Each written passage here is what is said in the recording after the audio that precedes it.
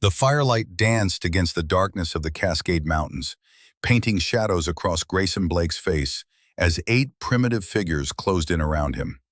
Rope cut into his wrists where they'd bound him to the wooden post. Blood from the gash on his forehead had dried in a dark line down his temple.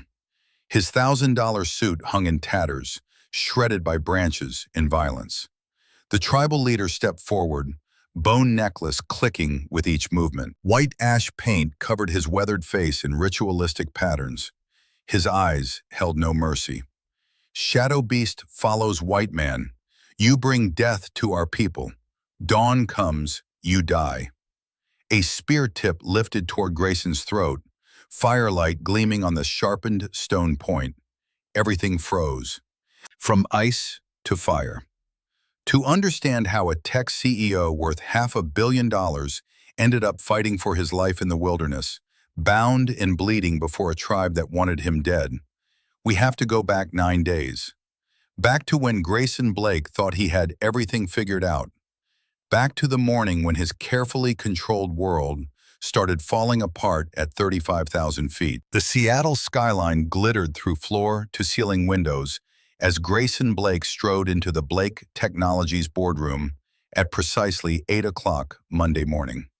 12 members of the board sat around the custom walnut table, coffee cooling in expensive china cups. Richard Hoffman, his father's oldest friend and the only board member who'd known Grayson since he was 17, glanced up with a slight nod. Grayson didn't return the gesture. Sentiment wasted time. He set his iPad on the table with a deliberate click. The screen projection flickered to life on the 80-inch display behind him. No greeting, no small talk. The quarterly numbers spoke louder than pleasantries ever could. Q3 revenue, $47 million, up 23% from Q2. Hoffman's approval registered in the slight relaxation of his shoulders. Good, one ally confirmed. The problem. Grayson advanced the slide. Competitor analysis graphs filled the screen, red trend lines cutting upward like warnings. Nextech is developing a parallel product. Their launch window is 6 months out. The tension in the room thickened. Several board members shifted in their seats. Grayson let them sit with the discomfort for exactly 5 seconds.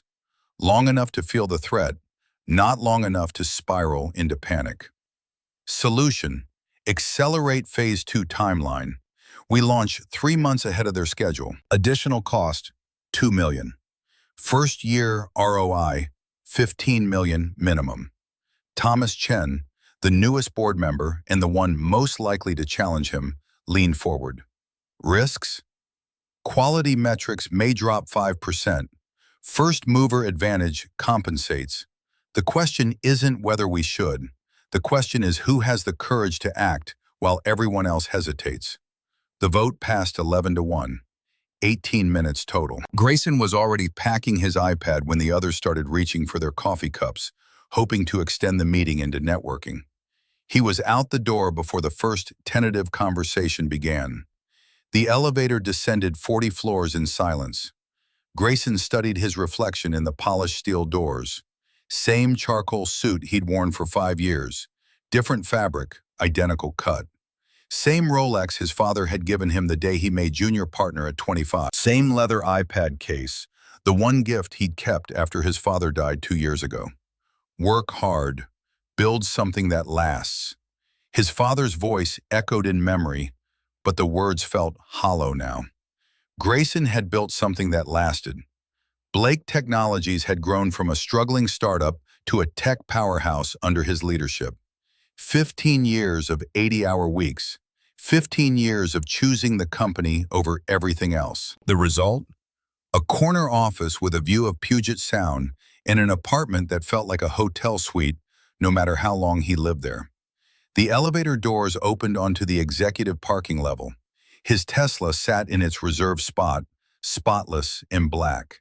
He sat in the driver's seat without starting the engine, pulling out his phone instead. The call connected on the second ring. "Grayson, how's my boy?" His father's voice. Except it wasn't. William Blake had been gone for 2 years. This was his stepfather, the man who'd raised him in Montana after his real parents died when he was 8. The man who'd taught him to hunt and track and survive in the Rockies. "Morning, Jack. Just checking in. You work too much. When are you coming out to visit? Mountains are beautiful this time of year." "Soon. I've got a client meeting in Portland today, but I'll fly out next week." "Bring that girl you keep not telling me about." Grayson's grip tightened on the steering wheel. "There's no girl, Jack. No time for that. Your real dad told me something once, right before he died. He said, make sure Grayson knows how to build a life, not just a company." The words landed like a punch.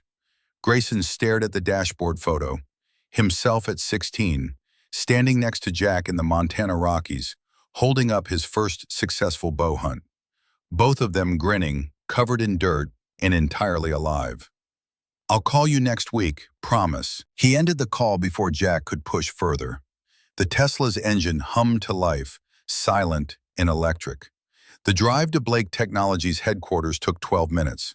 Grayson spent them reviewing emails on his phone at every red light, approving 3 budget requests and denying 2 before he reached the parking garage.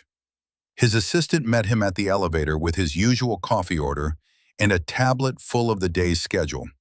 Black coffee, no sugar. Same as every morning for 15 years. "Morning, Mr. Blake. Your 8:30 with the design team is ready." They're nervous. They should be. The Aurora mock-ups were subpar. Ms. Hayes worked all weekend to revise them. Sutton Hayes. The name triggered a flash of memory. 6 months ago, the all-hands meeting where he'd publicly eviscerated her design presentation in front of 200 employees. She'd gone pale, fingernails digging into her palms to keep from crying. Professional. Controlled. But he'd seen the hurt. It was necessary. Excellence demanded brutal honesty. Feelings were obstacles to progress.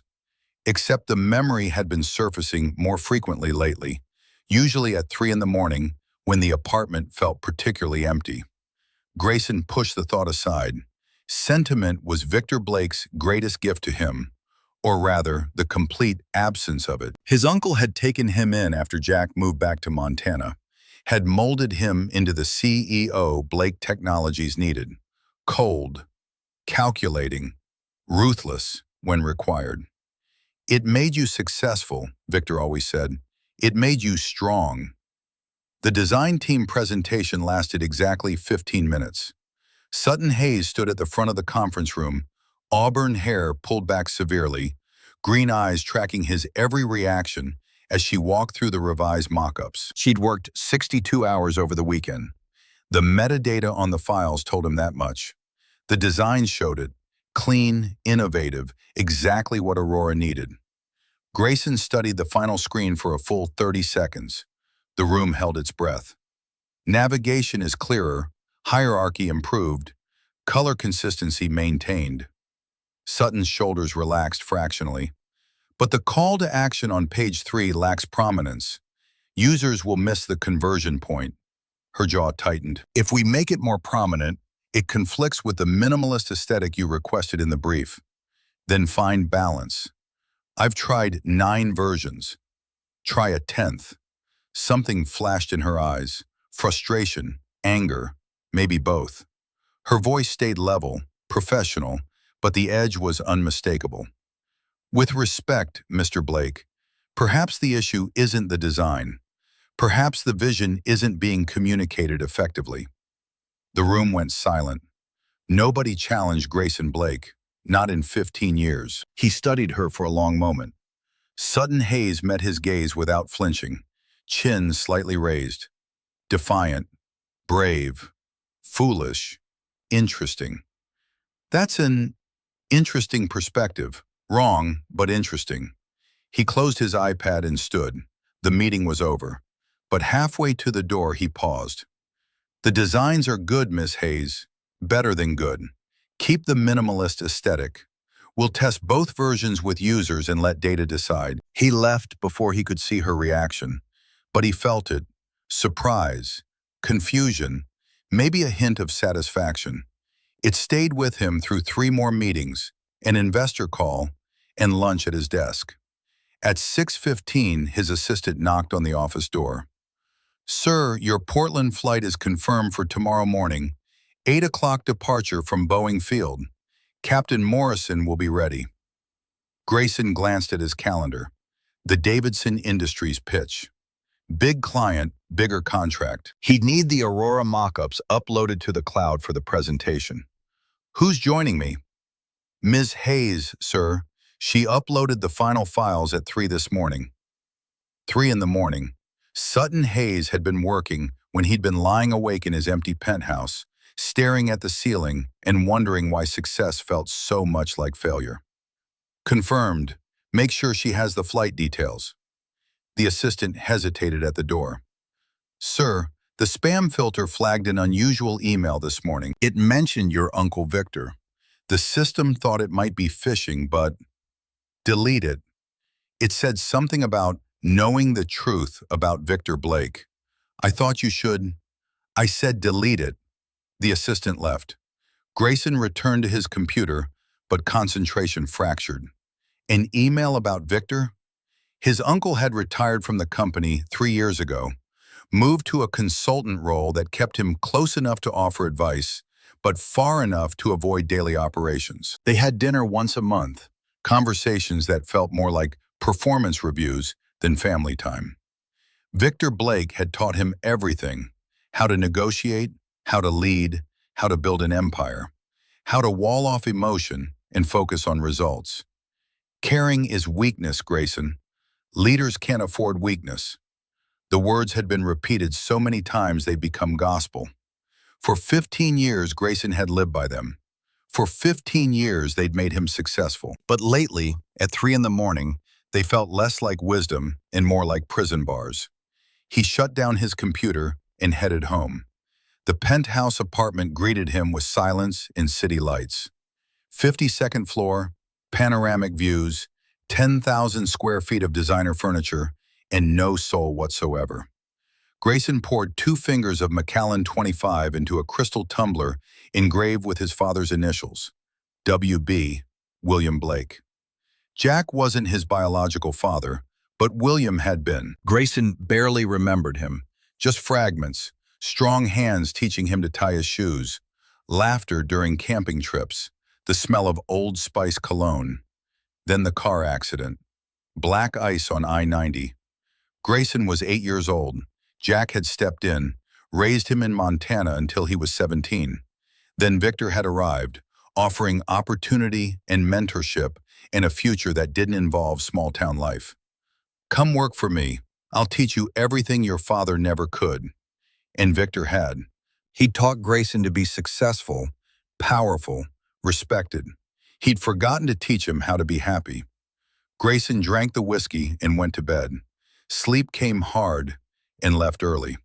By 5:30 he was awake, running 5 miles on the treadmill while his mind ran through the Portland presentation. At 7:40 his driver pulled up to Boeing Field's private terminal. The Gulfstream G550 sat on the tarmac, white and sleek with the Blake Technologies logo in blue on the tail. Captain James Morrison, 65 and gray-haired, stood by the boarding stairs with his usual friendly smile. "Morning, Mr. Blake. Beautiful day for flying.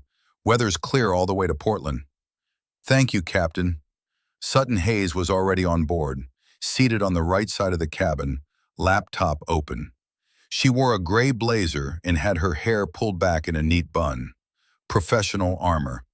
Dark circles shadowed her eyes, 3 hours of sleep at most. Grayson took the seat across from her, maintaining the usual 6 feet of professional distance.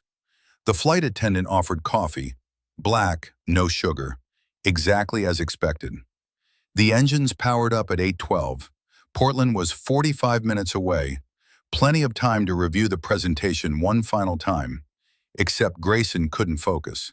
He kept noticing small details, the way Sutton's fingers flew across the keyboard, the small notebook beside her laptop, filled with sketches and handwritten notes, the coffee cup, cream and sugar, unlike his own preference. The plane lifted off smoothly. Seattle fell away beneath them, gray water and green islands shrinking into miniature. "Mr. Blake?" Sutton's voice cut through his distraction. About the design, do you want specific changes before the client meeting? Button hierarchy on page 3. The call to action needs more prominence without disrupting the minimalist aesthetic. That's what I've been trying to balance. If we make it more prominent, it conflicts with the clean lines you requested. Then the brief needs adjustment. She looked at him directly for the first time all morning. Green eyes, sharp and assessing. With respect, sir, maybe the issue isn't the design or the brief. Maybe it's that we haven't actually discussed what balance means to you specifically. Dangerous territory. Employees didn't question Grayson Blake's communication style, except Sutton Hayes apparently did. You think I don't communicate effectively? I think you know exactly what you want, but translating that vision into design requires dialogue, not directives. It was the most honest thing anyone had said to him in years, possibly ever. Grayson leaned back in his leather seat, studying her. Sutton met his gaze without flinching. Brave, foolish, both. Interesting perspective. Wrong, but interesting. Her mouth twitched, almost a smile. You said that yesterday. It's still accurate. Or maybe you just don't like being challenged. The flight attendant returned before Grayson could respond. Breakfast, Ms. Hayes? We have croissants, fruit, yogurt. Croissant, please. Grayson didn't look up from his iPad. Carbs spike insulin. Protein is more sustainable energy. Sutton's voice came back dry and pointed. Do you monitor everyone's breakfast choices? Just offering observation. Unsolicited observation. He glanced up. She was watching him with that direct gaze again, but now there was definitely amusement in it. Challenge. Spark. The corner of his mouth twitched before he could stop it. Almost a smile. Noted, Miss Hayes. Good. I'll eat my carbs in peace then. The exchange felt different than any conversation he'd had in months, maybe years. Not performance, not positioning, just human. It unsettled him more than it should have. Grayson returned to his iPad, reviewing the Aurora presentation slides, except he kept noticing the file names. Project_revamp_sh_final.pdf. The SH stood for Sutton Hayes. He'd seen these designs before. She'd submitted them 2 months ago. He'd rejected them as not good enough. Except now they were incorporated into the main presentation under the company's name. No credit to Sutton, just Blake Technologies' latest innovation. He'd stolen her work. The realization sat like lead in his stomach. This was standard practice. Employees created, the company owned. Legally sound. Ethically questionable. Sutton deserved credit. She'd worked 62 hours over the weekend, perfecting designs he'd previously dismissed. Grayson opened his mouth to say something. An acknowledgement, an apology, maybe just honesty. The plane shuddered. Light turbulence, nothing unusual. His coffee sloshed slightly in the cup. Sutton's laptop slid an inch across her tray table. Then the turbulence hit again, harder. The plane bucked violently.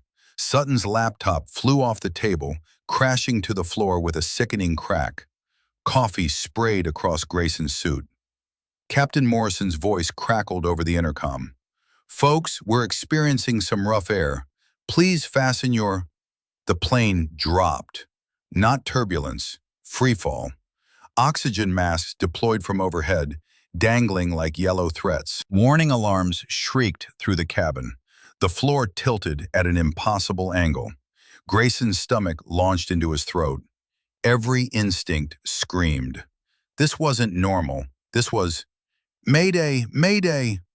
Captain Morrison's voice, strained and desperate. Dual engine failure, losing altitude. The engine sound cut out completely. Silence. Deadly, impossible silence except for the screaming alarms. Then gravity stopped being theoretical. The world outside the window became a spinning blur of green and blue. Trees rushed up toward them. The cabin tilted 45 degrees. Overhead compartments burst open. Bags and jackets exploded into the air like shrapnel. Sutton screamed. Instinct overrode 15 years of emotional control. Grayson unbuckled, lurched across the aisle, grabbed her hand. Her fingers locked around his with desperate strength. "Look at me! Don't look outside!" Her eyes were wide, pure terror. Tears streamed down her face. In her gaze, Grayson saw his own fear reflected back. The mask was gone. The cold CEO had vanished. Just two people about to die.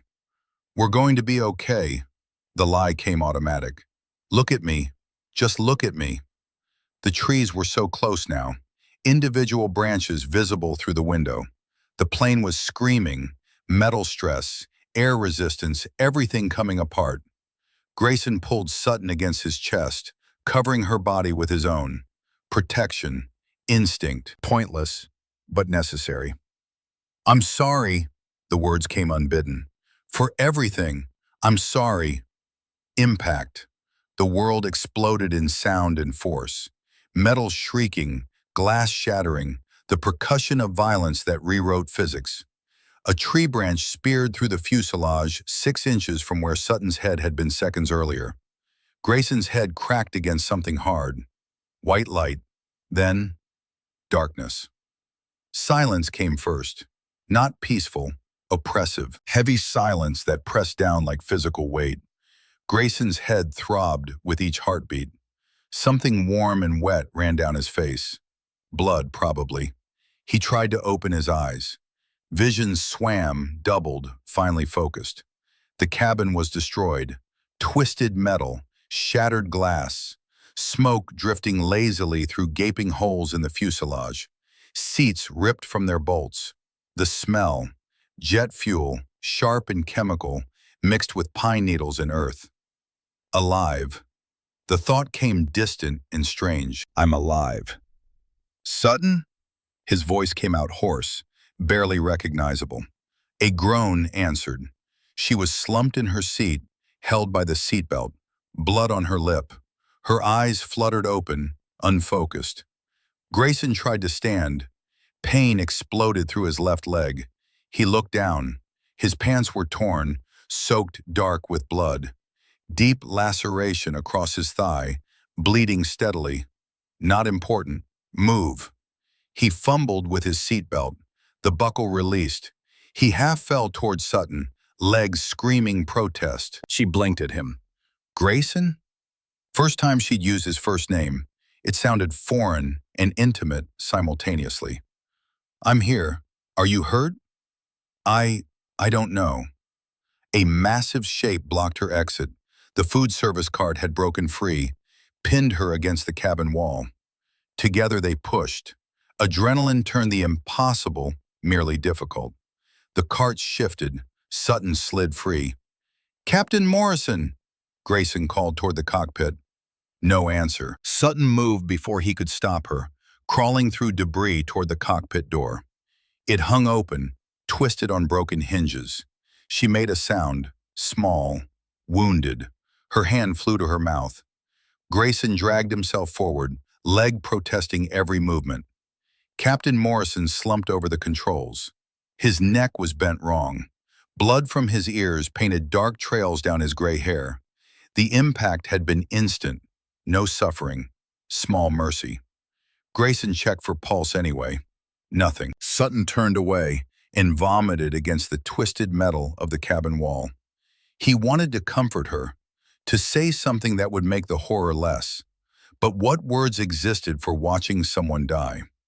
Grayson pulled off his suit jacket, torn but still functional, and offered it to her. She took it without speaking, wiping her mouth with shaking hands. "We need to assess the situation." His CEO voice kicked in automatically. Crisis management, problem solving, emotion could wait, except his hands were shaking too. They moved through the wreckage methodically. The emergency beacon was crushed, circuit board visible through cracked plastic. Both their phones, no signal this deep in the mountains. The first aid kit had survived, still strapped under a seat. Grayson pulled it free. Sutton's hands, steadier now, opened the kit. She worked with surprising competence, cleaning his leg wound with bottled water, applying gauze, wrapping it tight with elastic bandage. Her fingers were gentle, but efficient. "Girl Scouts," she said when she caught him watching. "And my grandmother taught me. She was an Appalachian herbalist, believed in being prepared for anything. Smart woman. Strongest person I ever knew. She died 2 years ago." Shared loss flickered between them. Grayson's father, her grandmother, people who'd taught them to survive. "I'm sorry," he said, and meant it. Sutton met his eyes. Something shifted in her expression. Surprise, maybe recognition, like she was seeing him for the first time. "Thank you." They completed the inventory in silence. Water, 2 bottles, 1 liter total. Food, minibar snacks, maybe 2 days' worth. Supplies, 1 flare gun with a single flare, rope, scattered metal debris that might prove useful. Shelter, the wrecked cabin, unstable but better than nothing. The sun was already sinking toward the tree line, temperature dropping. They were somewhere in the Cascade Mountains, but where exactly? Without the beacon, rescue couldn't pinpoint their location. Sutton voiced what Grayson was thinking. "We should stay here. Search and rescue will find the crash site." "The beacon's destroyed. They don't know where we are. We need higher ground. Build a signal fire they can see from the air." "You can barely walk. That leg wound, if it gets infected..." Grayson pushed himself upright. His leg buckled immediately.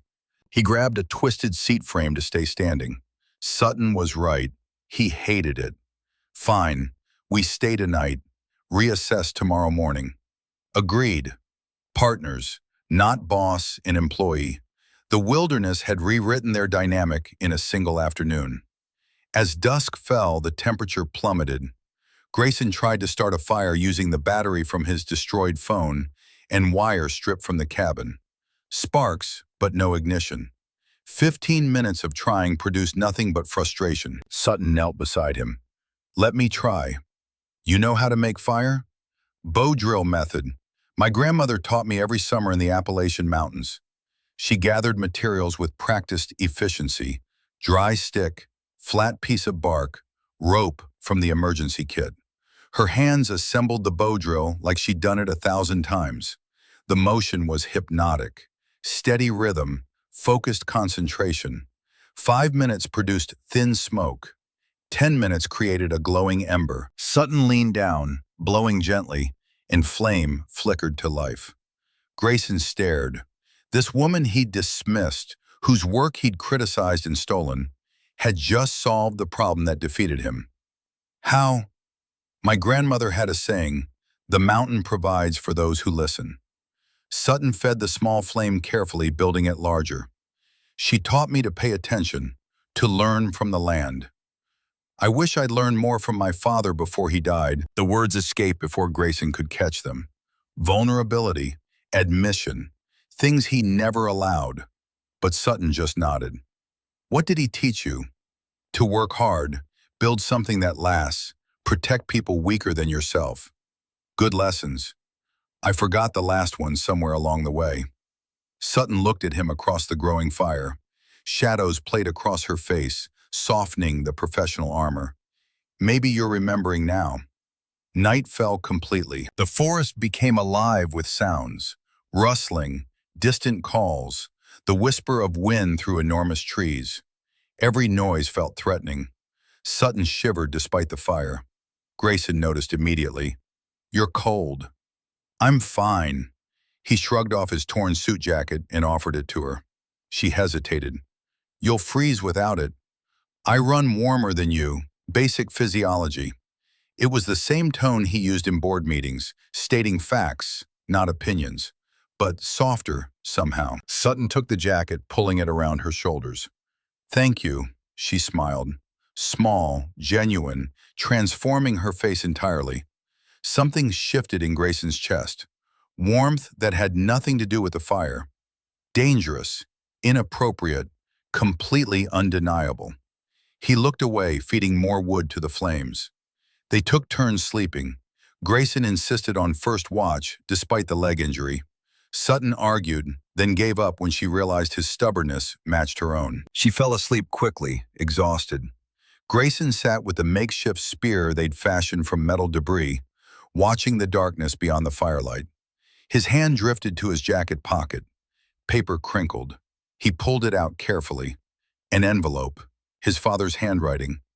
For Grayson, read when you find someone worth fighting for. Jack had given it to him 2 years ago, right after William Blake's funeral. Grayson had never opened it, never found the right moment, never found someone worth fighting for. He tucked it back into the pocket unopened. Not yet, not while everything was uncertain. At midnight, he woke Sutton for her watch. She sat up, blinking sleep from her eyes. Anything? Quiet. Some coyotes in the distance, nothing close. Get some rest, Grayson tried, but his mind wouldn't shut down. The crash replayed in fragments. Captain Morrison's body, the moment he'd grabbed Sutton's hand. The terror in her eyes that mirrored his own. 30 minutes later, Sutton's voice came soft across the fire. You can't sleep either? Too much adrenaline. Tell me about your father, not the lessons, the memories. Grayson didn't talk about his father, didn't talk about feelings or memories or anything that couldn't be quantified in a spreadsheet, but the darkness made honesty easier. He took me hunting every fall, Montana Rockies, just the two of us for 2 weeks. He taught me tracking, fire building, shelter construction. Used to say, the world can take everything from you, money, status, position, but skills, those are yours forever. Wise man. Best man I knew. When he died 2 years ago, I lost my compass. You're finding it again. Sutton's voice carried quiet certainty. Out here. Maybe she was right. Maybe stripping away the office, the title, the empire, maybe that revealed who Grayson actually was underneath. He wasn't sure he liked what he was finding. Too much fear, too much weakness, too much feeling. But looking at Sutton across the fire, seeing her strength despite exhaustion, her competence despite terror, maybe weakness wasn't the right word. Maybe it was just being human. The thought should have terrified him. Instead, it felt like relief. Dawn came cold and gray. They woke stiff and sore. Inventory even more depressing in daylight. Half the water gone. 1 energy bar each for breakfast. Grayson's leg throbbed despite the bandage. They needed water, food, better shelter, a plan. There should be a stream downhill. Grayson oriented by the sun, memories of his father's lessons surfacing. Water flows to lowest points. They moved slowly, Sutton supporting his weight. The forest was dense, towering Douglas firs blocking most sunlight. Beautiful and utterly indifferent to whether they lived or died. The stream appeared after 20 minutes of careful hiking.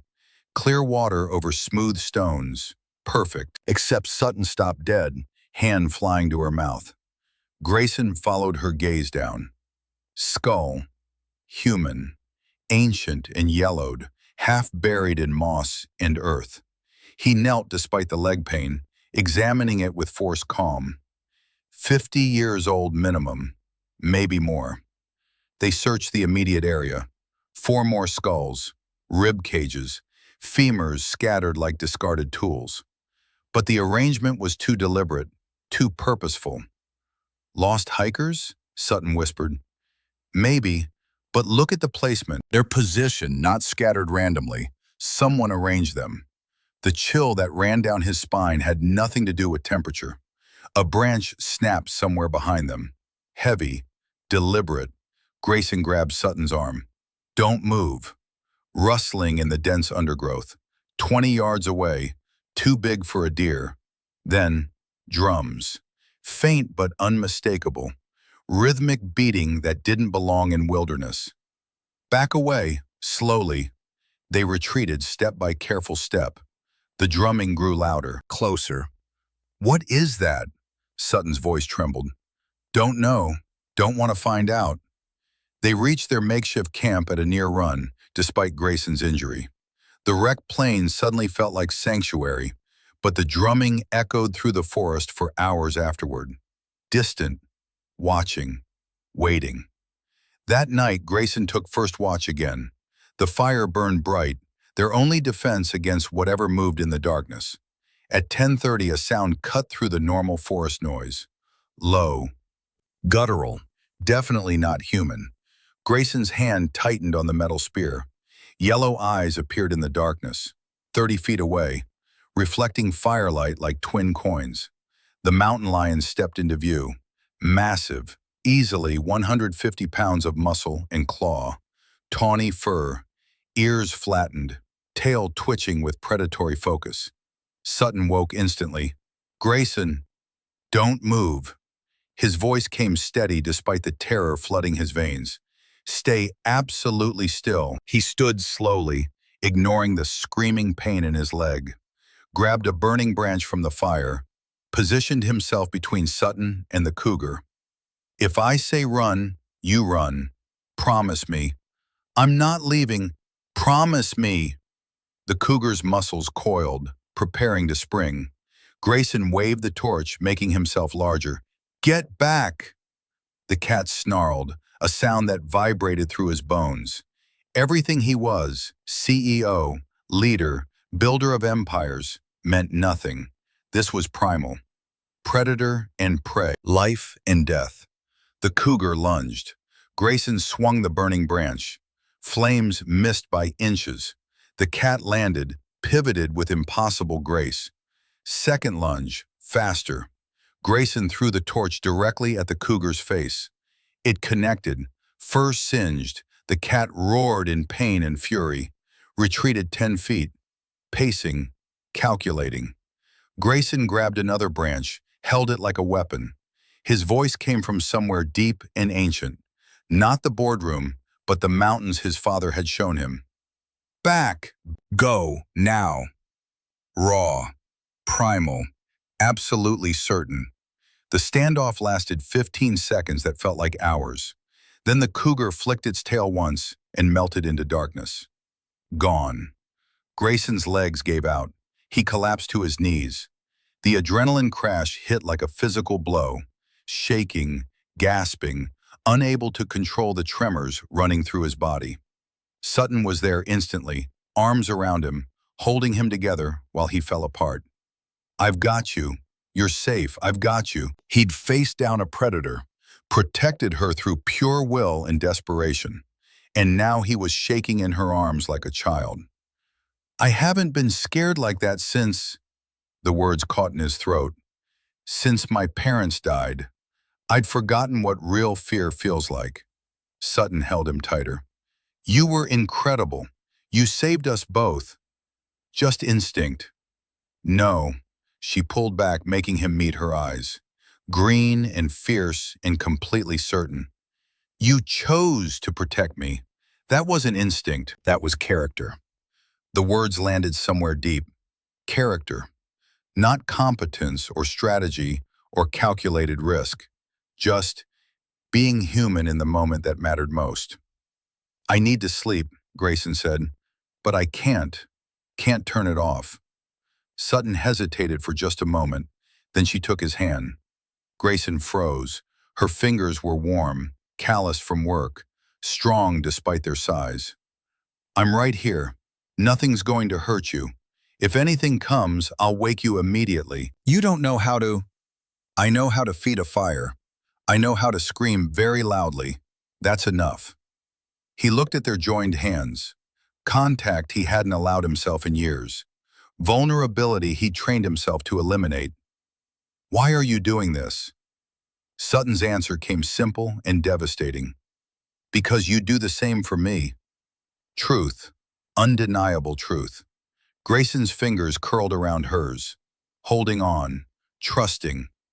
2 hours, then wake me for your shift. Deal. He lay down by the fire, Sutton's hands still firmly gripping his.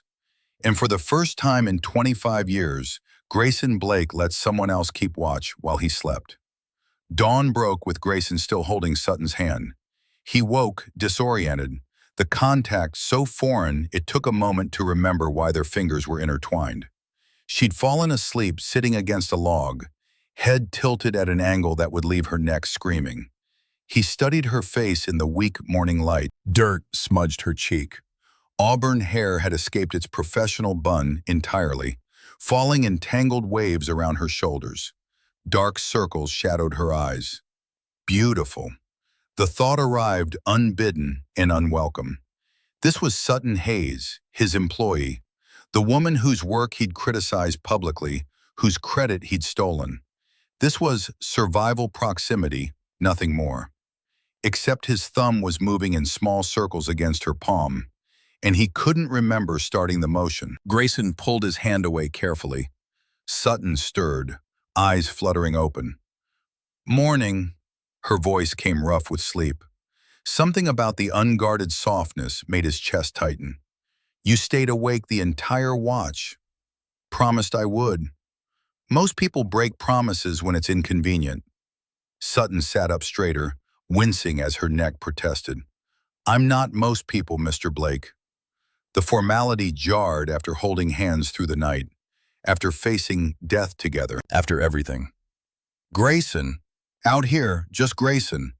She met his eyes, something shifting in her expression. Recognition, maybe, or permission. "Okay, Grayson." His name and her voice sounded different than it ever had in the boardroom. Warmer, real. Breakfast consisted of one energy bar split between them and water they'd boiled in a salvaged metal cup. Grayson's leg had stiffened overnight, the wound angry red at the edges. Infection was becoming a real concern. "We need protein," he said, trying to stand. His leg buckled immediately. "I'll hunt. There should be squirrels, maybe rabbits. With that leg, you can barely stand." "I can manage. Be practical." Sutton's tone carried the same edge she'd used challenging him about the design brief. Direct, unafraid. "You're the strategist. What would you tell an employee who insisted on working through an injury?" Grayson opened his mouth to argue, then stopped. She was right. Leadership meant delegating, not martyrdom. "Fine, what do you suggest?" Sutton pulled out her blue notebook, somehow still intact despite the crash. Inside, detailed plant sketches covered page after page, accompanied by handwritten notes in careful script. "My grandmother taught me to identify edible plants. We spent every summer hiking the Appalachian trails, learning what the mountains offered." She flipped through pages. "Wild blackberries should be finishing their season. Ramps, wild leeks, grow in shaded areas. Fiddlehead ferns are edible when boiled properly.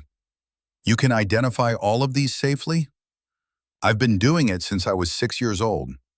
Another layer revealed. Sutton Hayes wasn't just a talented designer. She was a survivor in ways that had nothing to do with corporate politics.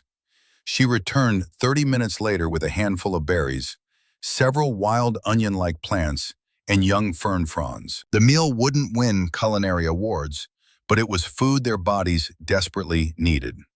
Grayson ate slowly, watching her work. She moved with quiet competence, building up the fire, boiling water, preparing the ferns with practiced efficiency. "Your grandmother sounds remarkable." "She was the strongest person I ever knew. Raised my mother alone after my grandfather died young. Taught me everything about resilience." Sutton's voice softened. "She died 2 years ago, cancer, the same time frame as his father's death. Both of them carrying loss, building walls against the pain." "I'm sorry I never told you about the public criticism." The words emerged before Grayson could calculate their impact. 6 months ago, the design presentation. Sutton's hands stilled over the ferns. "I was excessively harsh, deliberately so." "Why?" Honesty felt dangerous, necessary. "Because your work threatened me. You're talented, innovative, everything the company needs. And I couldn't admit that someone else might be better at something than I was." Sutton turned to face him fully. Her green eyes searched his face, looking for deception or manipulation, finding only raw truth. "That's surprisingly honest. The wilderness doesn't allow for corporate games." "No," she agreed quietly. It doesn't. She extended her hand across the fire. Truce? Equal partners out here? Grayson took it. Her grip was firm, callous from work and survival. Equal partners. The handshake lasted a moment longer than professional. Neither of them pulled away first. They spent the morning improving their shelter, working side by side. Grayson designed a more stable lean-to structure, his engineering background surfacing. Sutton gathered broad leaves that her grandmother had taught her could repel water, layering them like primitive shingles. "Pass me the cordage," Grayson said, gesturing to the rope. It's called rope. Cordage refers specifically to twisted natural fibers, while rope can be, "You're such an engineer." He glanced at her. She was grinning, genuine amusement lighting her features. "That's not an insult in my world." "I know. It's kind of endearing, actually." Endearing. When was the last time anyone had described Grayson Blake as endearing? Never, probably. He tried tying a complex knot to secure the shelter's corner, failed twice. Sutton watched his third attempt with poorly concealed amusement. "Need help?" "I've got it." The knot collapsed again. Sutton knelt beside him, her shoulder brushing his. "Girl Scouts taught practical skills, remember? Here." Her hands guided his through the proper sequence. Loop, twist, pull through. The knot held perfectly. "You were Eagle Scout, weren't you?" she asked. "I can tell by the way you approach problems." "How did you know?" "You have that 'I was definitely patrol leader' energy." Grayson laughed. Actual, genuine laughter that felt rusty from disuse. "Guilty? How am I that predictable?" "You're not predictable, you're just very committed to doing things right." Something in her tone suggested she didn't find that quality annoying anymore. By afternoon, they'd created a functional shelter and established a water filtration system using charcoal from their fire, sand, and cloth strips. They worked in comfortable silence, punctuated by occasional conversation, discovering a rhythm that felt natural. The intimacy of survival was dismantling barriers faster than months of office interaction ever could.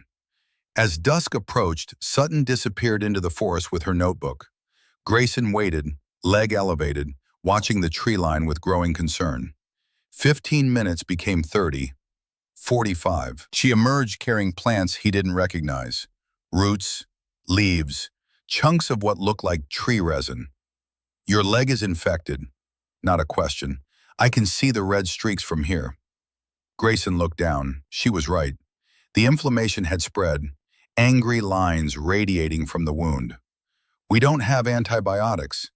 "No, but we have alternatives." Sutton knelt beside him, arranging her findings with care. Golden seal root has natural antibacterial properties. Yarrow stops bleeding and fights infection. Pine resin prevents bacterial growth. "Your grandmother taught you all this?" "She used these remedies her entire life. Appalachian herbalism goes back generations." Sutton cleaned the wound with boiled water.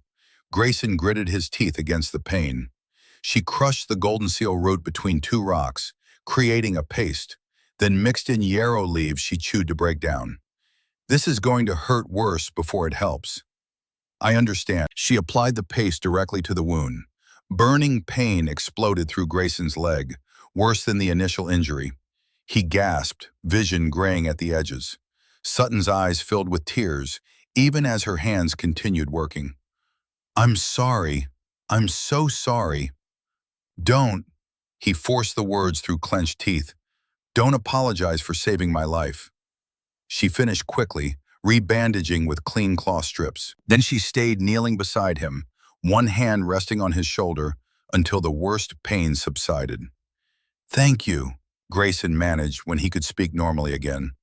"For the third or fourth time, thank you for saving me. We save each other, that's the deal." Her hand was still on his shoulder. The contact felt grounding, necessary. 2 hours later, the fever that had been building broke. The red streaks began fading. Sutton's remedy was working. She fell asleep against his side, exhausted from worry and work. Grayson let her stay there, one arm curving around her shoulders naturally. His jacket pocket crinkled. The letter from his father, still unread. Soon, maybe, when he understood what it might mean. Night fell. Grayson kept watch, Sutton warm against him, and felt something shifting in his carefully controlled world. Day 4 dawned warmer. Grayson's legs showed real improvement. Sutton's treatment had pulled him back from the edge of serious infection. They ate breakfast in companionable silence, rationing their dwindling supplies. "We need a real plan," Sutton said. "Waiting for rescue isn't working. The beacon's destroyed, and we haven't heard any search aircraft." "Agreed. We head for the highest peak we can reach. Build a signal fire large enough to see from the air. Can you climb with that leg?" "If you help me, always." The word carried weight beyond its simple meaning.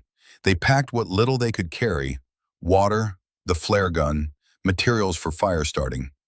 Left a note at the crash site carved into metal with a sharp rock, just in case rescue found the plane first. The hike started gradually, following what might have been an old game trail, but within an hour, the terrain steepened dramatically. Grayson leaned heavily on Sutton, his leg protesting every step. They stopped frequently. During one rest, Sutton pulled out her notebook. "Tell me something about your childhood, something happy." "Why?" "Because we both need reminding that life wasn't always this hard." Grayson thought back through years of boardrooms and bottom lines. "My father, Jack, the man who raised me in Montana, took me hunting every fall. Just the two of us, 2 weeks in the Rockies." "What did he teach you?" "Everything practical: fire, shelter, tracking, water sourcing, but also—" Grayson paused, surprised by the memory surfacing. "He used to say the world could take everything material from you, but skills and character were yours forever. That knowledge couldn't be repossessed." Wise man. I forgot that lesson somewhere. Started measuring life by what I owned rather than who I was. Sutton bumped her shoulder against his. "You're remembering now." Were those his father's lessons returning, or was Sutton teaching him something new?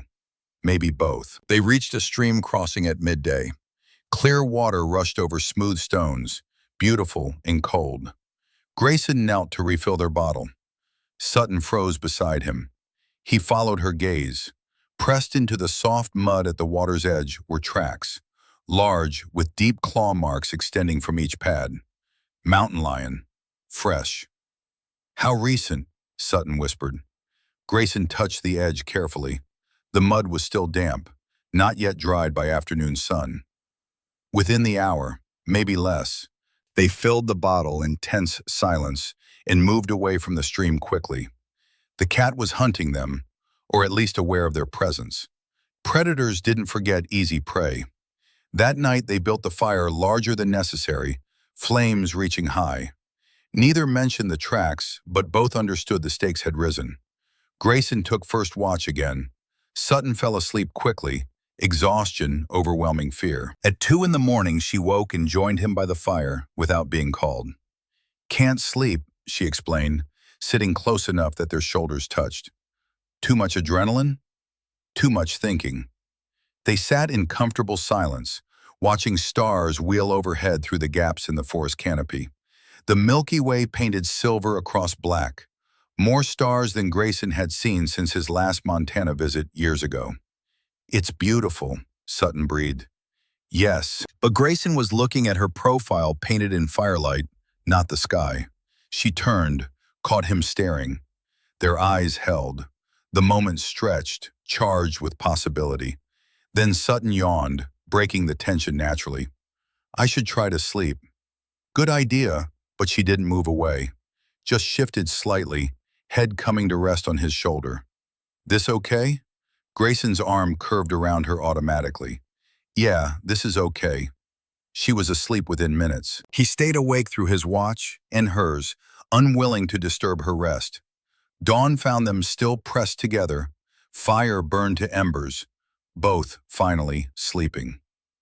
Day 5 broke gray and threatening.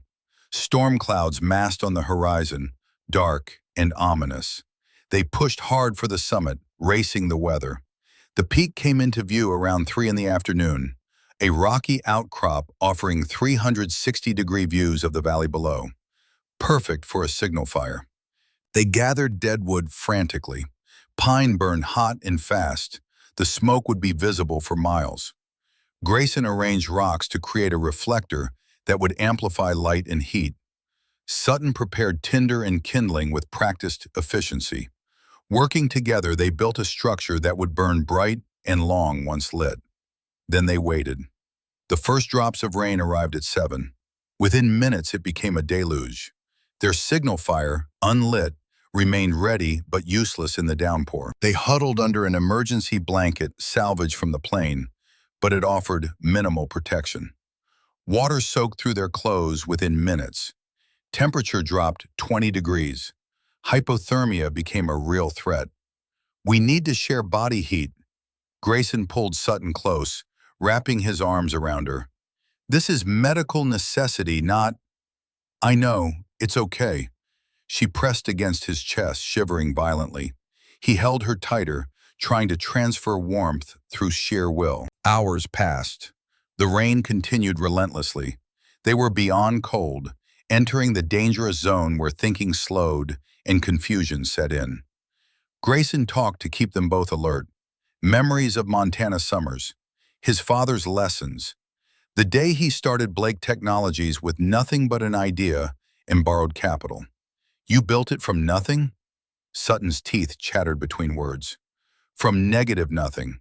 I had 40,000 in student loans and a dream that everyone said was impossible. But you proved them wrong. I worked 90-hour weeks for 5 years, slept under my desk more than in my apartment, sacrificed everything for success. Was it worth it?" The question hung in the storm. Grayson thought about his empty penthouse, his methodically scheduled life, the loneliness that had become background noise. "I thought so, until 9 days ago." Sutton tilted her face up toward his. Rain streaked down her cheeks like tears. "What changed?" "I remembered what being human feels like, what connection costs, and what it's worth." The words were too honest, too raw, but the storm and cold stripped away pretense. "Grayson, I need to tell you something. I love you." The confession exploded out before he could calculate consequences or measure risks. 3 words that violated every rule he'd built his life around. Sutton went completely still in his arms. "What?" "I love you, Sutton. I've known since you ran into a mountain lion's den to save a man who treated you terribly for 3 years. Maybe I knew before that and was too controlled to admit it. You can't. We're just trauma bonding. It's not real, it's real." Grayson's arms tightened around her. "For me, this is absolutely real." He cupped her face with one hand, thumb brushing water from her cheekbone. "You're the smartest, bravest, most capable person I've ever known. And if we don't make it out of these mountains, I needed you to understand that." Sutton stared at him. Rain pounded down. Thunder rumbled in the distance. Then she kissed him. Desperate, honest, fierce. Her hands fisted in his wet shirt, pulling him closer. He kissed her back with 15 years of repressed emotion, tasting rain and need and something that felt like coming home. They broke apart, gasping. "I love you too," Sutton's voice shook. "And it terrifies me more than the mountain lion did." "Me too. Terrifies me too." They held each other as the storm raged, sharing breath and warmth and truth. Morning came gray and cold. The rain had stopped, leaving everything soaked and miserable. But Grayson woke with Sutton in his arms, and somehow that made the discomfort bearable. She stirred, eyes opening slowly. Their faces were inches apart. "Morning," she whispered. "Morning." Neither moved. The intimacy felt too precious to break. Finally, necessity drove them apart. The signal firewood was drenched, useless for at least a day. They needed to find shelter, regroup, and try again. The descent back toward the crash site took most of the day. Grayson's leg had worsened in the cold and wet, slowing their pace to a crawl. They were half a mile from camp when Grayson stepped wrong. His foot came down on nothing. Hidden snare trap, primitive but effective. Rope yanked his ankle upward with violent force. The world inverted. He hung 15 feet in the air, suspended upside down, blood rushing to his head. "Sutton, run!"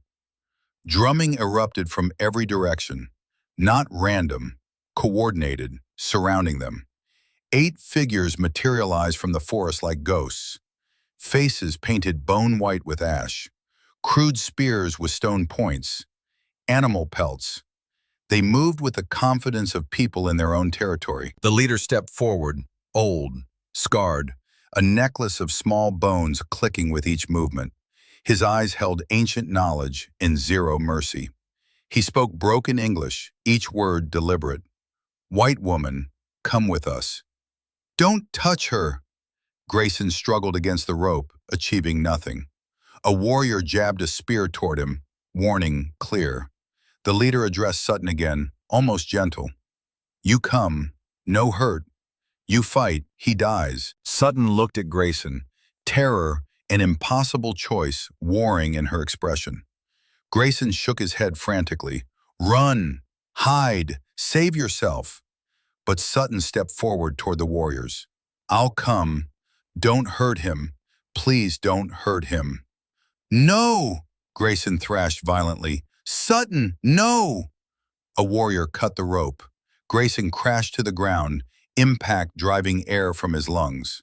Before he could move, rough hands bound his wrists with plant fiber cordage. They marched through dense forest, single file. Sutton in front, hands tied. Grayson behind, blood from rope burns staining his wrists. Neither spoke. The warriors discouraged conversation with spear jabs. 30 minutes brought them to a clearing. A village spread before them, 20 structures with thatched roofs, organized around a central fire pit. Women and children stopped their activities to stare. Dogs barked warnings. The leader dragged Grayson to a thick post in the village center and bound him there with efficient brutality. Sutton was pushed into a small hut, a guard posted outside. Grayson tested the bonds. Too tight, professionally done. He wasn't escaping without help. The tribal leader approached as dusk fell. Up close, the man's face showed decades of weathering, and his eyes held intelligence that formal education couldn't measure. "Shadow beast follows white man. I don't understand." The leader gestured to a fresh burial mound at the village edge. "Black ghost, killer spirit, 3 moons past, tear apart our strongest hunter."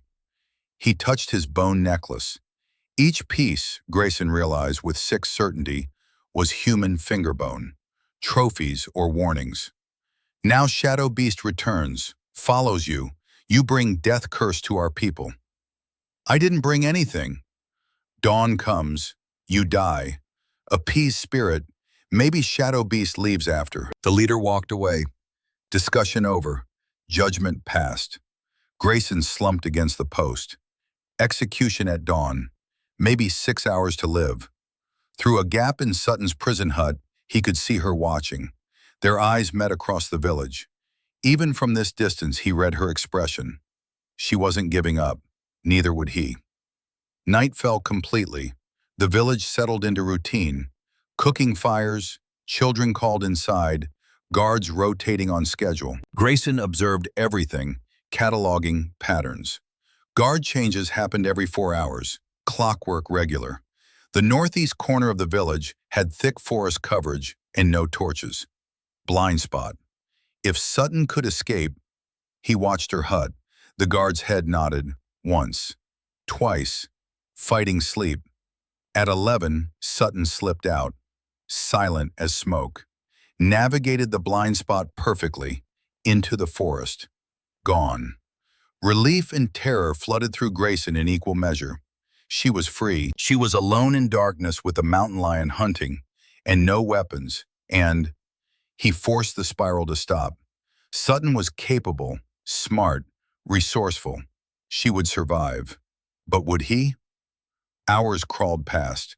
Grayson's arms went numb from the binding position.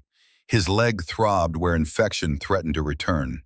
The village slept around him, dogs occasionally barking at nothing. At 2 in the morning he heard it.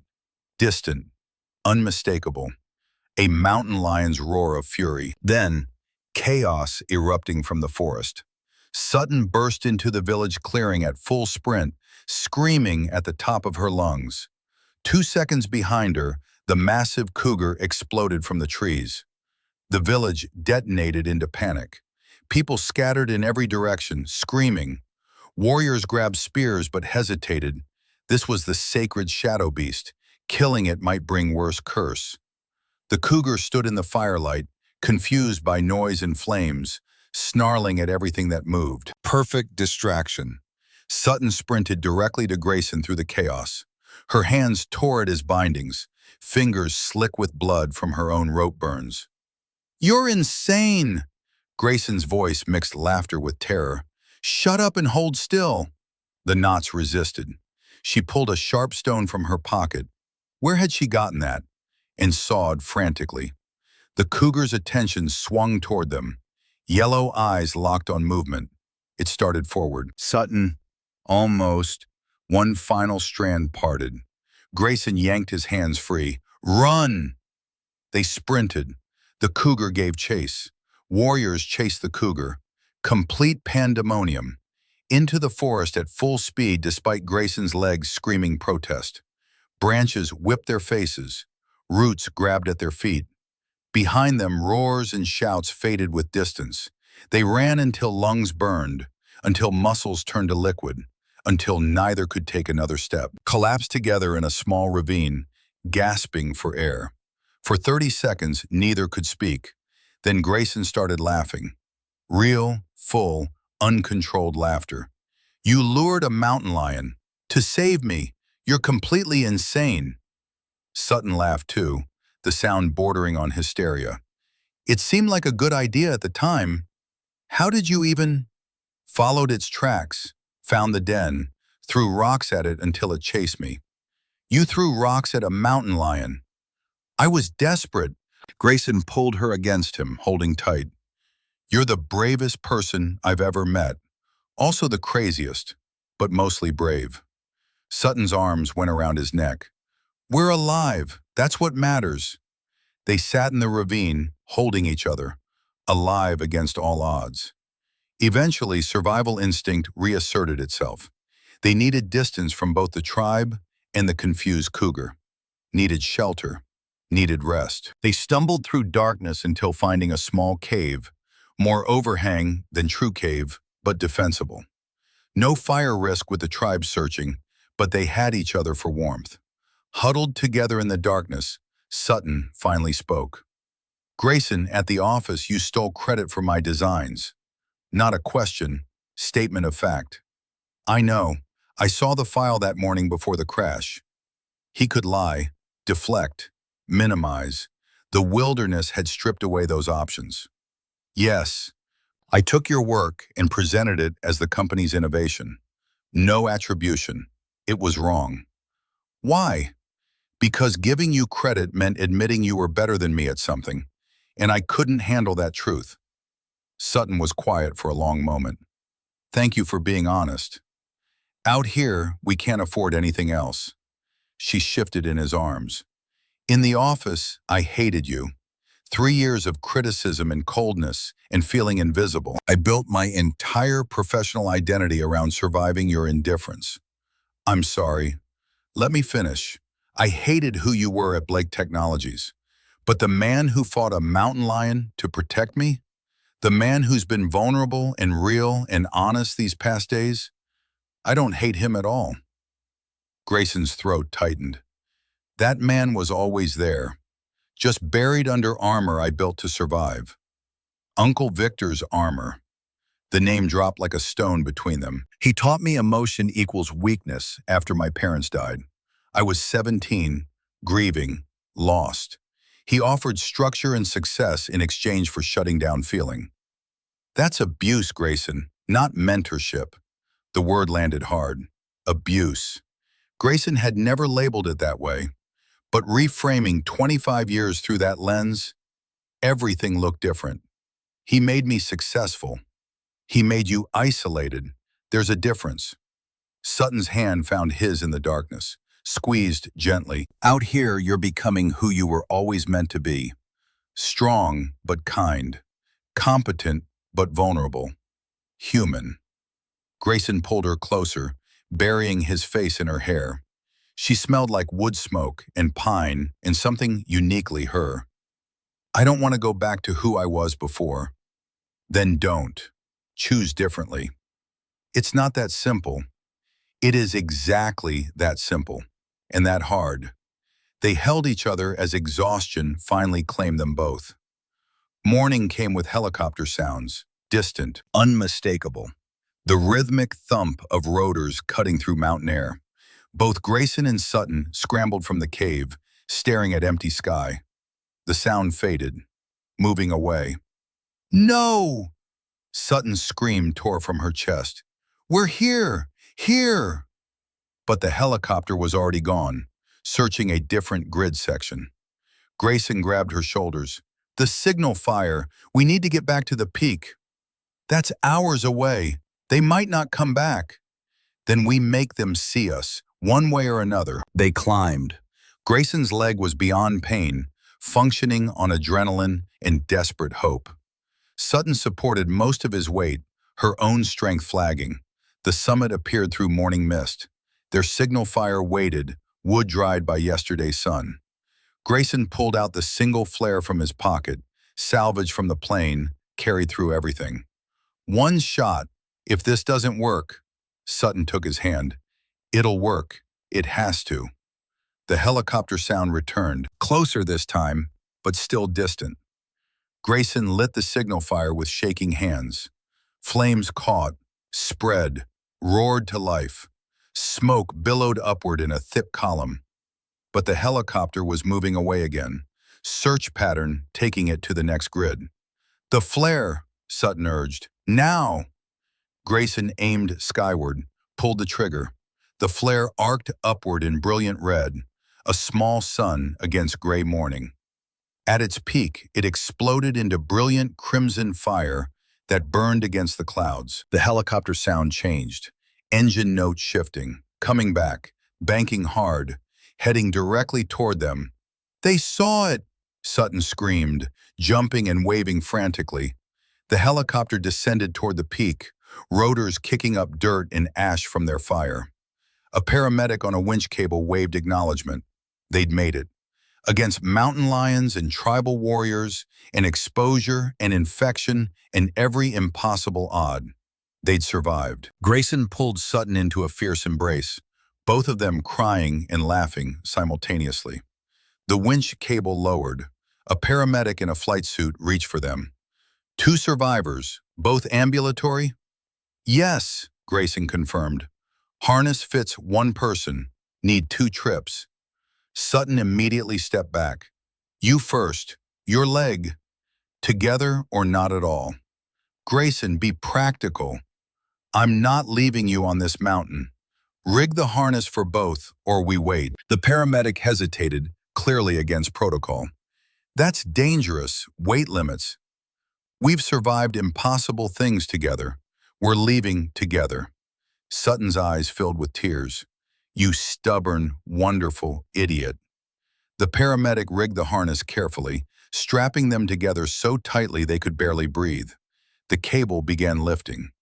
Grayson held Sutton as the ground fell away, as the mountain that had nearly killed them shrank below. She laughed against his shoulder. We made it. Because of you. All because of you. He kissed her as the helicopter pulled them skyward, and the whole impossible survival became real. The helicopter touched down at Seattle Medical Center's rooftop pad with a jolt that sent pain flaring through Grayson's leg. EMTs swarmed immediately, hands reaching to help them from the aircraft. But what stopped Grayson cold was the wall of cameras beyond the medical staff. 30 reporters minimum, maybe more. Lights flashing, microphones thrust forward like weapons. Mr. Blake, how did you survive 9 days in the wilderness? Sutton's hand tightened on his. They were still strapped together in the rescue harness, neither wanting to be the first to break contact. A paramedic tried steering them toward the emergency entrance. The press surged forward despite security attempts to hold them back. Grayson stopped, turned deliberately to face the cameras. Years of media training told him to deflect, minimize, protect the corporate image, say no comment, and disappear behind hospital doors. But 9 days had burned away that instinct. Sutton Hayes saved my life, multiple times. Without her intelligence, her courage, and her knowledge, I would be dead in those mountains. A reporter pushed closer. Is she your employee? The question hung loaded with implication. Office romance, impropriety, scandal. Old Grayson would have denied everything. Protected reputation above truth. New Grayson looked at Sutton, dirt-streaked, exhausted, beautiful, and chose honesty. Sutton is the most important person in my life. Camera flashes exploded. Sutton's eyes went wide with shock. Another reporter sensing blood. Are you two romantically involved? This was the cliff edge, the point of no return. Professional suicide, possibly. Grayson faced the cameras squarely. Yes, I love her. The media erupted into chaos. Questions overlapped into incomprehensible noise. Security finally managed to push them back, creating space for the EMTs to wheel 2 gurneys forward. But standing behind the press scrum, face dark with fury barely contained, was Victor Blake. Their eyes met across the chaos. Victor's expression promised consequences. Grayson looked away first, climbing onto the gurney. Sutton was lifted onto the second. They were separated by hospital protocol, different examination rooms, different doctors. The loss of contact after 9 days of constant proximity felt like amputation. A nurse was explaining something about IV fluids and infection protocol when the door to Grayson's examination room slammed open. Victor Blake stood in the doorway like judgment incarnate. Everyone out, now. The medical staff hesitated. Victor's voice dropped to a tone that had terrified boardrooms for decades. I said out. They fled. The door clicked shut. Victor's control shattered. Have you lost your mind? Uncle Victor, most important person? I love her? To the press? Stock dropped 12% in the 3 hours since those helicopters found you. Grayson met his uncle's fury with unexpected calm. I don't care about stock price. The silence that followed felt nuclear. Victor actually staggered backward. You don't care? That company is your father's legacy. No, that company was your ambition. Dad wanted me happy and whole, not successful and hollow. Victor's face flushed dangerous purple. Your father was weak, soft. He would have run that company into the ground with his feelings and ethics. I saved it. I saved you. White rage flooded through Grayson. Don't you dare call Dad weak. He was building you into another failure before he died. I fixed that, made you strong. You made me isolated. There's a difference. Victor changed tactics with predatory smoothness. Grayson, listen. Emergency board meeting is scheduled for tomorrow morning. Ice formed in Grayson's stomach. I have majority voting shares. They can't remove me without. I control 38% through various trusts. Find 13% more among nervous board members worried about your mental state, and you're finished as CEO. The threat was real. Victor had positioned himself carefully over the years, maintaining power through proxy. You wouldn't. Try me. Or, Victor leaned close, voice dropping, issue a statement. Survival trauma created temporary emotional attachment. Ms. Hayes and I maintain professional boundaries only. Stock rebounds. Everyone wins. Everyone except Sutton. She's nobody. A designer who got lucky surviving a crash. You think she's special? She's ordinary. Something inside Grayson snapped clean through. He stood, ripping the IV line from his arm. Blood dripped. He faced Victor directly. Get out. Grayson, be reasonable. For 25 years, you taught me that vulnerability meant failure. You were wrong. I made you successful and miserable. Sutton showed me the man I'm supposed to be underneath your conditioning. Victor's face hardened to granite. So you choose her over your father's company? I choose being human over being your weapon. For the first time in 25 years, I'm making my own choice. You'll regret this. Maybe, but it's mine to regret. Victor stared with pure hatred. You're not the man your father raised. Grayson's voice came quiet but certain. You're right. I'm better. And Dad would understand that. Victor turned and left without another word. The door closing behind him sounded like a coffin lid. Grayson sat heavily on the examination table. His hands shook. Had he just destroyed everything he'd built? Probably. Did he regret it? Not even slightly. The door opened again. Sutton stood there in a hospital gown, IV pole in hand, looking furious and worried simultaneously. I heard shouting through the wall. Grayson crossed to her in 3 strides and pulled her into his arms. She came willingly, IV pole clattering aside. What happened? I chose you over the company. Sutton pulled back, eyes wide. Grayson, no, you can't sacrifice. It's done. Victor will rally the board. I'll likely lose CEO position, and I don't care. You should care. You built Blake Technologies from nothing. He cupped her face gently. I built an empire and forgot to build a life. You reminded me which one actually matters.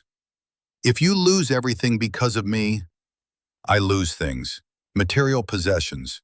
Not purpose, not myself, not you. Sutton's eyes filled with tears. You barely know me outside crisis situations.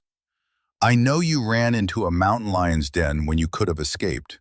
I know you worked impossible hours because excellence mattered to you, not approval from me. I know you're stronger than anyone I've met. He pulled the letter from his jacket pocket, somehow still there after everything. My father gave me this 2 years ago, told me to read it when I found someone worth fighting for. Grayson opened the envelope for the first time. His father's handwriting blurred as tears formed. Son, when you find someone worth fighting for, fight.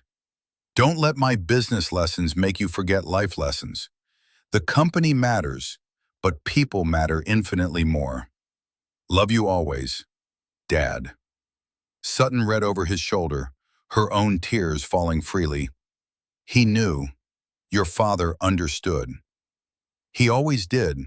I just forgot for 25 years. They stood holding each other in the hospital room, medical equipment beeping around them, and Grayson felt more certain than he'd ever been in a boardroom. This was right. This was real. Everything else could burn. The board meeting convened at 9 sharp 3 days later. Grayson wore a borrowed suit that didn't fit quite right. His own clothes were still torn and blood-stained somewhere in evidence. 12 board members sat around the familiar walnut table. Victor occupied the head position, a presumption that would have seemed impossible a week ago. Sutton sat beside Grayson as his invited guest and advisor. She'd resigned from Blake Technologies formally the previous day, eliminating the ethics violation Victor wanted to exploit. Richard Hoffman looked apologetic but resigned. The others avoided eye contact entirely.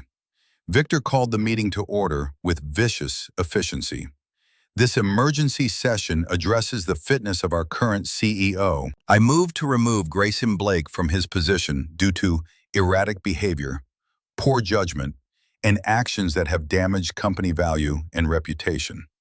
He clicked through a presentation, stock charts showing the 12% drop, news headlines about the love confession, investor statements expressing concern. Furthermore, I recommend psychological evaluation before Mr. Blake is allowed to resume any company responsibilities. Survival trauma clearly affected his judgment. The case was damning if you ignored context, which Victor did masterfully. Grayson stood. May I respond? Victor waved dismissively. Floor is yours, briefly. First, Sutton Hayes is no longer my subordinate. She resigned to eliminate any ethics concerns. She's here as an independent consultant I've hired personally. Sutton stood as well, professional despite the borrowed clothes. I'm advising Mr. Blake on strategic communications and stakeholder management. Smart framing, legal, clean. Second, stock dropped due to speculation, not fundamental business weakness. Q3 numbers remain strong. Revenue up 23%, profit margins highest in company history. Grayson projected his own slides. Solid data that contradicted Victor's emotional arguments. Third, my relationship doesn't impair business judgment. If anything, survival experience taught me better crisis management and priority assessment under pressure. Victor's smile turned predatory. Touching speech, but investor confidence is shattered. Has been restored. Grayson clicked to the next slide. Contract terms with Davidson Industries. $30 million. Largest deal in Blake Technologies history. Shocked silence filled the room. Closed this morning at 6 a.m. from my hospital bed. Davidson's CEO personally called to express admiration for authenticity and courage. He'd rather partner with a company led by someone human than someone pretending perfection. Richard Hoffman leaned forward, the first sign of interest. This is confirmed? Signed and executed. Legal has the paperwork. Sutton added quietly, the design work that secured this contract was created by me over 9 months. Mr. Blake is acknowledging that contribution publicly for the first time. Calculated honesty, showing growth and integrity simultaneously. Victor's face flushed dark. One contract doesn't prove. It proves that being real resonates more than being cold. That authentic leadership builds loyalty impossible to fake. Grayson faced the board directly. For 15 years, I followed a playbook of ruthlessness and isolation. It worked financially but failed humanly. I became someone my father wouldn't recognize. 9 days surviving wilderness taught me that real leadership requires courage to be vulnerable, strength to admit mistakes, wisdom to value people over quarterly returns. Vote me out if you choose, but understand you're choosing fear over evolution. The room held its breath. Richard Hoffman spoke first. I moved to table the removal motion indefinitely. Another board member quickly seconded. Vote called. 9-3 in favor of tabling. Grayson remained CEO. Victor stood so violently his chair crashed backward. This isn't finished. He stormed out without another word. Relief should have flooded through Grayson. Instead, unease settled.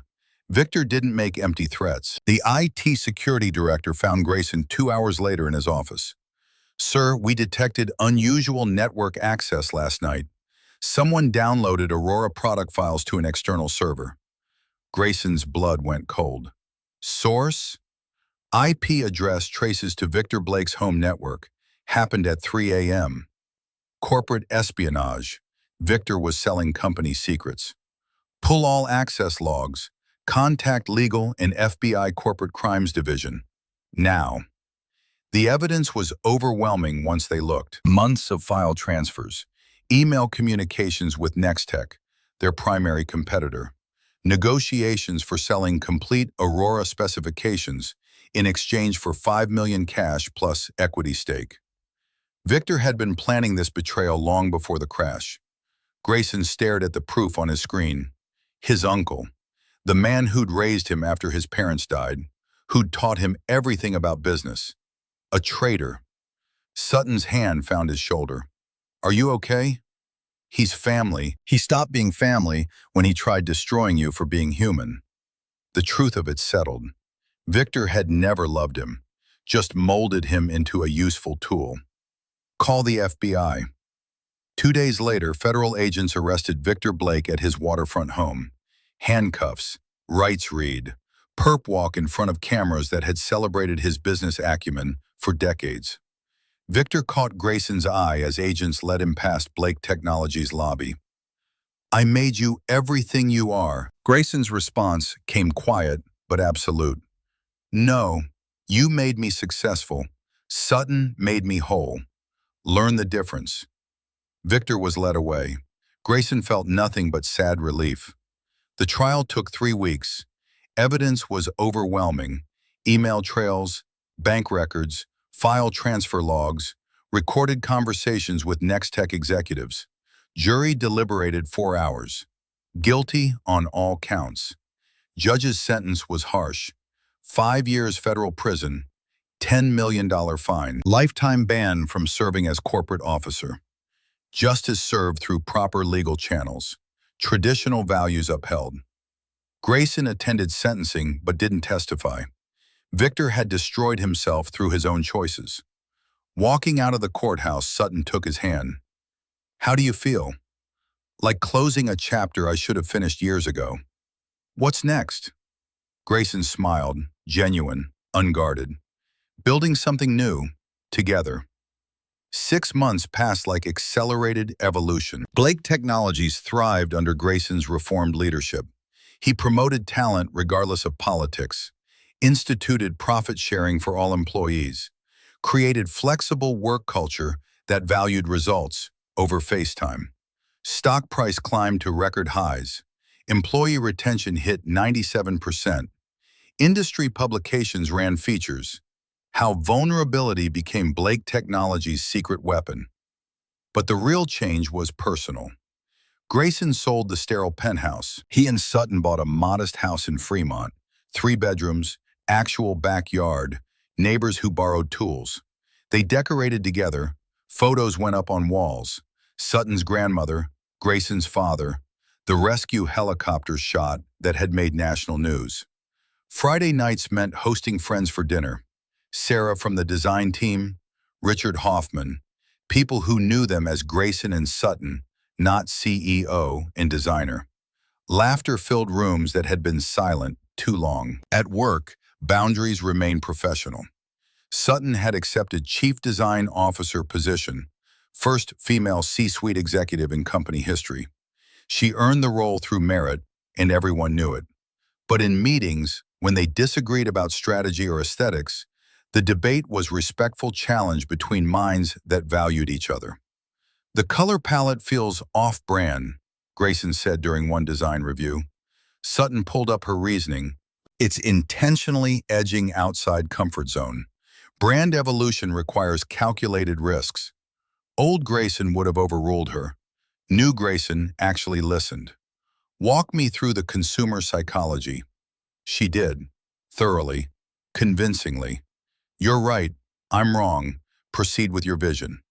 The design team looked shocked. Sutton smiled. "Look at you, learning to trust. Best education I ever received." They flew to Montana one weekend. Grayson wanted Sutton to meet Jack properly, not just via phone calls. The ranch sat in a valley between mountain peaks, exactly as Grayson remembered.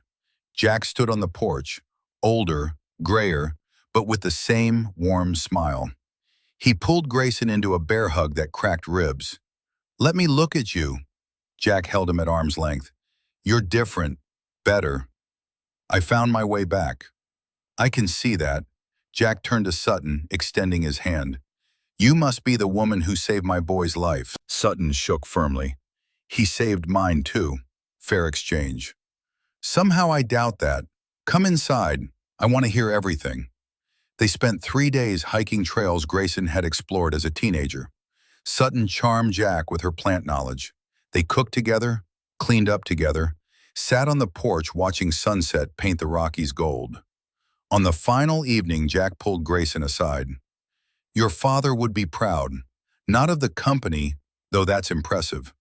Proud of who you've become. I lost my way for a long time. Most of us do. The brave ones find their way back." Jack's eyes went to Sutton, who was sketching the mountain view. "She's special. Don't let her go." "I won't. I'm going to ask her to marry me." Jack's face split in a huge grin. "About damn time. Your father's wedding ring is in the safe. Been waiting for you to be ready." The platinum band felt heavy with history and hope. Grayson planned carefully. Not a grand gesture, Sutton would hate that. Something meaningful, private. He chartered a helicopter to the Cascade Mountains. Not the crash site, too traumatic, but near where they'd built the signal fire. The pilot set down on the summit at sunset. Grayson helped Sutton out, her eyes wide with confusion. "Why are we here?" "You'll see." They hiked to the overlook. The valley spread below, endless forest painted in amber light. Grayson knelt. Sutton's hands flew to her mouth. "6 months ago, I was dying inside success. Then a plane fell from the sky carrying two people who thought they hated each other." He pulled out the ring box. "You taught me that life is measured in connections, not acquisitions. That vulnerability takes more courage than control. That love is worth any risk. I can't promise empire anymore.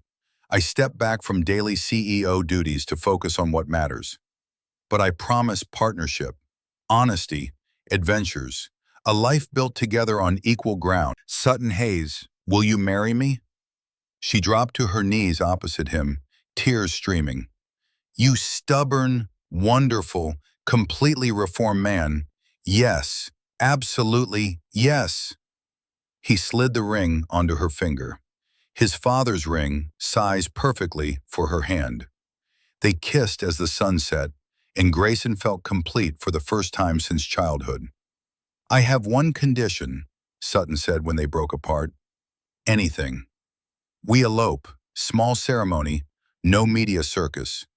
Grayson laughed. "Perfect, absolutely perfect. And one more thing." She pulled out a business proposal from her jacket. "I want us to start a company together.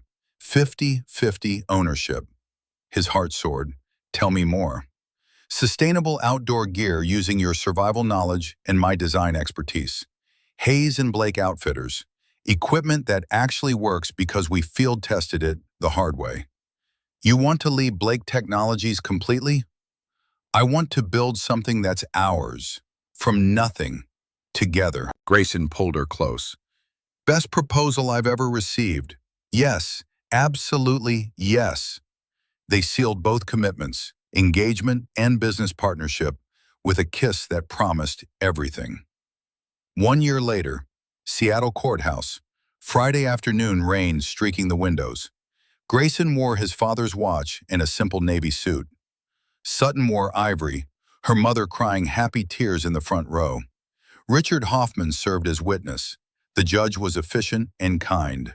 Vows were simple but absolute. "I promise to stay human, to protect without controlling, to listen before deciding, to love you through every adventure.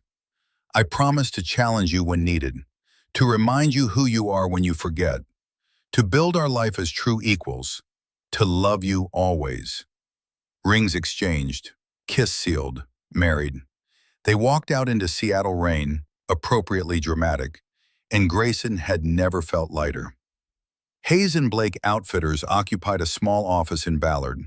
12 employees. Sustainable materials sourced ethically. Products designed by people who'd actually survived wilderness. First-year revenue, $4.2 million. Small compared to Blake Technologies, but entirely theirs. Outside Magazine featured them. Survival story becomes business success. The article quoted Sutton. "We learned that the best products come from real experience. Everything we make, we've tested under conditions that tried to kill us. That authenticity resonates." Grayson still consulted for Blake Technologies part-time. Leadership had smoothly transitioned to internal promotion. Someone younger, hungrier, but with values Grayson had finally learned. The company thrived without him. That felt like success rather than failure. Weekends, Grayson taught wilderness survival classes. Corporate executives learning to make fire without matches. Teenagers discovering confidence through challenge. "Survival skills aren't about conquering nature," he told each new group. "They're about understanding yourself under pressure." Sutton taught design workshops for underprivileged youth. Art as empowerment. Creativity as resilience. They gave back what the mountains had given them. On their first anniversary, they visited Captain Morrison's grave together. Veterans Cemetery, Seattle. Fresh flowers placed on the simple military marker. "His final flight gave us everything," Sutton whispered. Grayson touched the stone gently. "We won't waste the gift." They drove home as evening fell. The house in Fremont glowed with warm light. Inside, Grayson found the cocktail napkin they'd saved from the hospital. Both their signatures from that first day of recovery. He framed it carefully, hung it above their shared desk. Physical reminder of promises kept. That night, they sat on their back porch. Sutton's hand moved to her stomach. 6 months pregnant, barely showing. They hadn't told many people yet. Private joy before public knowledge. "Think we'll be good parents?" she asked. Grayson's hand covered hers. "We survived impossible things. We can handle one tiny human." Terrifying logic. "Welcome to our life." She laughed. The sound filled their small backyard, echoing off into Seattle darkness. A distant siren wailed. City sounds that once meant nothing now meant home. "What do we teach them?" Sutton asked quietly. "Everything.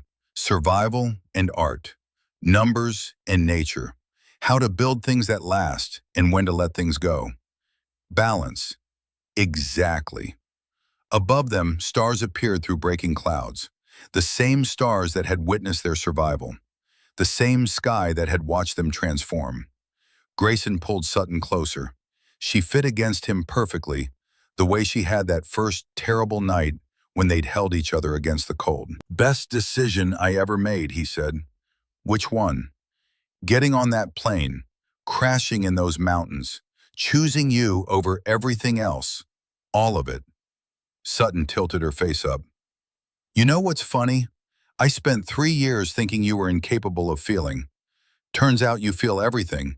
You just needed permission to show it. You gave me that permission. You gave it to yourself. I just witnessed the transformation." They sat in comfortable silence as full darkness fell. The city glowed around them, Seattle alive and thriving, indifferent to their small miracle. But in their backyard, in their life they'd built from wreckage, the miracle was everything.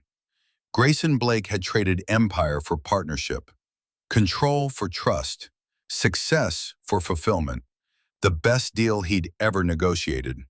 And sitting there with Sutton in his arms, their child growing between them, home built on honesty rather than image, he finally understood what his father had tried to teach him. Life wasn't measured in quarterly returns or stock prices or corner offices. It was measured in moments like this. Quiet, real, completely sufficient. The mountains had stripped everything away until only truth remained. And the truth was simple. He'd found what mattered. Everything else was just noise.